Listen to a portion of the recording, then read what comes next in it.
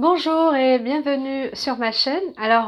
Dans cette vidéo, je vais vous parler, comme le titre l'indique, de la positivité.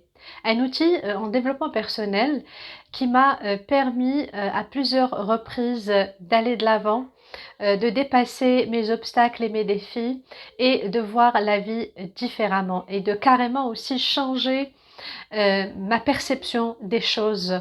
Et à force de le faire, ça devient une philosophie de vie et ça devient presque une seconde nature. Alors comment faire pour avoir cette attitude et comment est-ce que c'est possible de passer d'une situation négative à une situation positive? Comment est-ce que c'est possible de jouer avec cette alchimie et transformer tout ce qui est négatif en positif? C'est vrai que c'est pas évident. C'est plus facile à dire qu'à faire, en effet, mais croyez-moi mes amis que l'optimisme et la positivité, c'est une question de perception, c'est une question de choix, c'est une question d'énergie et d'intention.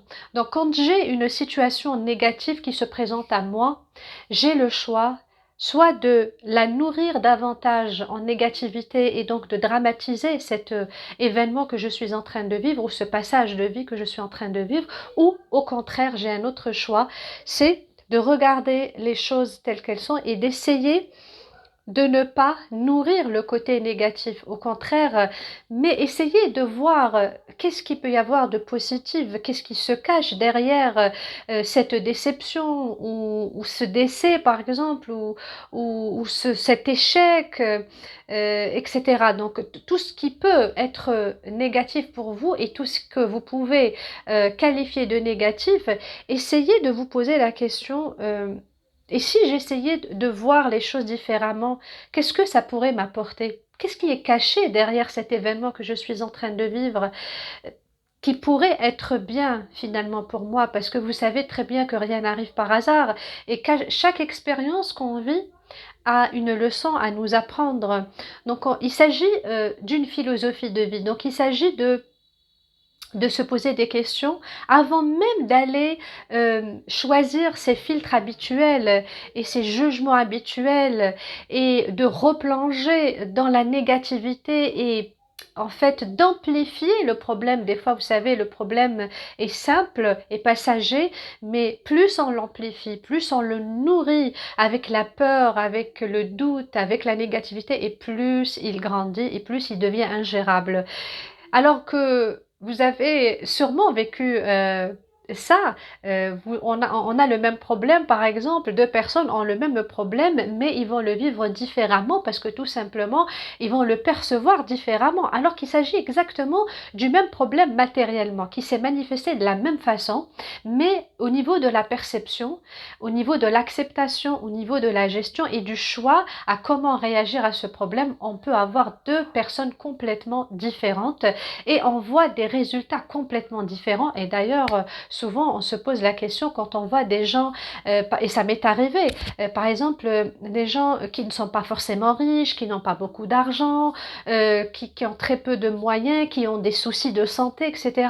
Et on les voit souriants, contents, heureux, positifs, qui ont de l'espoir et qui vont de l'avant et on se dit mais comment ça se fait, mais c'est quoi son secret, cette personne? Comment elle fait pour avoir le sourire, pour être toujours en forme, pour être positive? Alors que si moi j'étais dans sa situation, je me serais effondrée.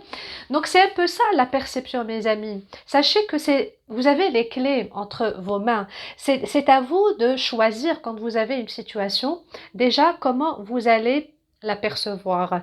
Donc essayez déjà de mettre les émotions de côté parce qu'en général les émotions et les sentiments nous aveuglent quand il s'agit de quelque chose de pas bien et on s'y perd, on n'arrive même plus à réfléchir. Alors que lorsque on voit les choses d'une manière objective, ce n'est pas facile effectivement, mais prendre du recul, laisser la situation s'aplanir, laisser cet événement se dérouler comme il se devait et ne pas prendre de décision ou ne pas faire de jugement rapidement et y revenir et réfléchir à tête reposée et dire voilà, moi j'ai le choix maintenant, soit je baisse les bras et je vais alimenter cette situation en négativité. Et donc, quelle est la solution finalement? Donc, il n'y aura pas de solution. Je ne suis pas en train d'avancer, je suis en train de faire du surplace. Soit je me dis, adviendra ce que pourra, ça devait arriver, c'est arrivé. Qu'est-ce que je peux faire pour améliorer les choses? Si je peux le faire, c'est très bien. Et donc là, je commence déjà une démarche complètement différente, positive. J'ai de l'espoir. Je me permets de penser que je peux régler cette situation et j'essaye de la positiver. Et c'est là le secret. Comment la positiver? Je me pose la question, mais qu'est-ce qui se cache derrière? Et si cette situation était là pour m'apporter une leçon, et si cette situation était là pour m'ouvrir les yeux sur quelque chose qui se passe et dont je ne suis pas conscient, et si cette situation était là pour me dérouter d'un autre chemin que je devais prendre et qui n'était pas bon, et alors que celui-là est bon finalement, et si je pouvais voir les choses à moyen et long terme et ne pas voir les choses juste au bout de mon nez, me dire c'est catastrophique, c'est ingérable, c'est pas possible, je ne vais pas m'en sortir. Et si je laissais le temps au temps et toujours mettre cette intention positive et toujours nourrir cette situation et me dire je suis sûre qu'il y a du positif derrière, parce que dans chaque chose il y a du positif. C'est à nous d'essayer de déceler ça. Et au final, je me dis de toutes les façons, je l'accepte. Cette situation est là, adviendra ce que pourra, je ferai de mon mieux pour la régler et j'essaierai de me poser toujours la question qu'est-ce que ça va m'apporter de bien et de positif. Alors ça, c'est un travail de perception, de subconscient, de mental. Et aussi de choix par rapport à nos réactions. Mais il y a aussi quand on parle de positivité, euh, c'est vraiment voir le bon partout. Et même quand on est déçu, même quand on est triste, même quand on est perdu, on essaye toujours de trouver du positif autour de nous. Peut-être que ce n'est pas lié directement à cette situation que je vis, mais autour de moi, il y a du positif. Donc j'essaye un peu de sortir de ce cercle on va dire, restreint, où je rentre dans le problème et je m'enferme dans le problème et je mets des œillères et je n'essaie pas de voir qu'est-ce qu'il y a autour et en dehors de ce carré ou de cette prison. Donc j'essaye de sortir, de prendre le dessus et de me dire, voilà, bon, ce problème est là, mais à côté, il y a des choses positives et puis il y a des solutions pour chaque problème. Et c'est ça, mes amis. Chaque problème a une solution. Si le problème n'a pas de solution, donc ce n'est pas un problème du tout. Donc ça, il s'agit d'un outil, la positivité, c'est un état d'esprit, c'est des habitudes, c'est carrément changer un peu ses pensées et sa perception et avoir de l'espoir, avoir cette foi inébranlable que le positif est là et que le positif restera toujours là et de toutes les façons, il n'y a pas de vie sans obstacles et sans défis et sans problèmes et donc acceptez-les et soyez dans la résilience, soyez dans cette intelligence de vouloir tirer le meilleur de chaque situation même si elle est négative. Alors, qu'en est-il maintenant des facteurs exogènes, des facteurs extérieurs? Donc moi, je suis positive intérieurement, j'ai su faire un travail sur moi, j'ai su avoir de nouvelles habitudes et voir le verre à moitié plein et d'avoir cet espoir dans n'importe quelle situation qui est arrivée, même si elle était dramatique, j'ai appris à me dire qu'il y aura du positif, etc. Mais qu'en est-il des facteurs extérieurs, de mon entourage, de tout ce que je ne contrôle pas? Et c'est là aussi un autre facteur très important, c'est l'entourage, c'est l'impact et l'influence des gens qui sont autour de nous. Vous savez très bien que il y a des gens, on les appelle les vampires de l'énergie, qui viennent vous prendre toute votre énergie. Donc c'est des gens qui sont à la recherche d'énergie parce qu'ils sont vides, parce qu'ils sont négatifs et parce que c'est pas des jugements, c'est des états, c'est des situations réelles. Et quand ils voient une personne positive, souriante, optimiste, qui a toujours de l'espoir, qui a foi en l'avenir, etc. On est tellement attiré par cette personne, donc on lui pompe son énergie, et ça arrive, hein. Des fois c'est volontaire et des fois c'est involontaire. Alors comment faire justement pour se prémunir de ces vampires d'énergie, de ces gens qui viennent nous pomper notre énergie et nous tirer vers le bas, que ça soit malveillant ou bienveillant, le résultat est le même. Il faut faire attention, mes amis, justement, à qui vous fréquentez. C'est très important. Et vous le ressentez. Lorsque vous êtes entouré de gens joyeux, optimistes comme vous, qui vous donnent de la motivation, qui sont positives au sens propre du terme, qui ne dramatisent pas, qui prennent les choses telles qu'elles viennent, qui ont confiance en la vie, vous ressentez ça. C'est des personnes qui vont vous élever. C'est des personnes qui vont nourrir votre énergie parce que vous êtes alignés, vous êtes sur la même longueur d'onde. Contrairement aux autres personnes qui ne comprennent pas déjà votre état d'esprit, ils se disent c'est pas possible, comment elle fait cette personne pour être comme ça, et donc ils vont essayer de vous prendre de l'énergie parce qu'ils veulent être comme vous, et vous allez le ressentir, vous allez avoir des baisses d'énergie, vous n'allez pas être à l'aise avec les personnes, ça va être lourd pour vous, vous n'êtes pas à l'aise et vous allez le ressentir. Et en dehors du ressenti, parce que des fois on ne sait pas à qui on a affaire, il suffit d'être avec la personne pour le ressentir, une nouvelle personne qu'on vient de rencontrer, etc.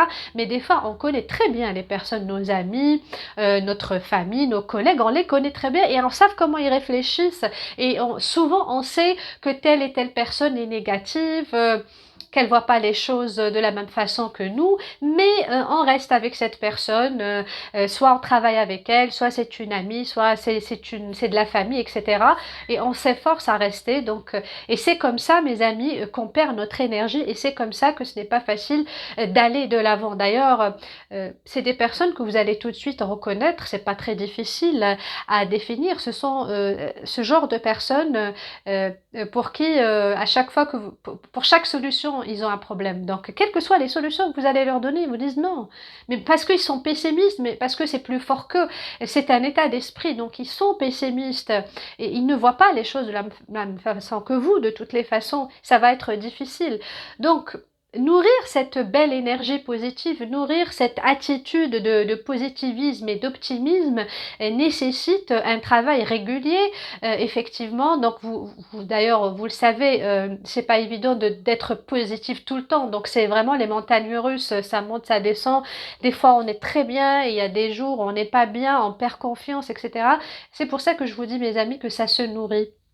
Et le positivisme, pour moi, c'est vraiment la voie du bonheur. C'est vivre une vie paisible en ayant foi que tout ce qui nous arrive est pour notre bien, et que nous pouvons voir du positif dans ça, et nous pouvons en tirer des leçons et aller de l'avant. Ne pas laisser cette négativité nous miner l'esprit, nous baisser notre motivation, nous changer carrément de personnalité, et s'enfoncer davantage dans cet esprit de pessimisme. Donc le but, c'est justement de nourrir son positivisme, de s'entourer de gens positifs, de faire des choses qu'on aime, et d'avoir cette philosophie que de toutes les façons, si une chose est arrivée, c'est qu'elle devait arriver, et qu'est-ce que je pourrais en faire moi, si ce n'est de l'accepter, et de voir comment la transformer en positive, et de voir comment je pourrais aller de l'avant avec ça, et en faire mon allié. Au lieu de nourrir son côté sombre, je vais nourrir son côté lumineux. Donc voilà, mes amis, un des outils du développement personnel qui est nécessaire de nos jours, et d'ailleurs dans tous les domaines de la vie, que ce soit dans le travail, dans la famille, les relations, l'entreprise, dans avec les enfants, avec le conjoint, quel que soit le domaine dans lequel vous vous sentez pessimiste, et vous êtes tout le temps négatif parce que vous avez perdu la foi, parce que vous n'avez pas confiance en vous ou en l'univers ou en Dieu, sachez que c'est à vous de changer cette perception, et vous allez voir que c'est vraiment miraculeux. Je peux vous le dire, parce que plus vous êtes positif, positive. C'est ça le grand avantage et le miracle. C'est que plus vous êtes positive et plus vous allez attirer des choses positives à vous. C'est un peu la loi de l'attraction, entre parenthèses. Donc, on va attirer à nous des choses positives. Moi qui étais dans une situation négative, j'ai décidé de la changer en situation positive et de voir les bons côtés des choses.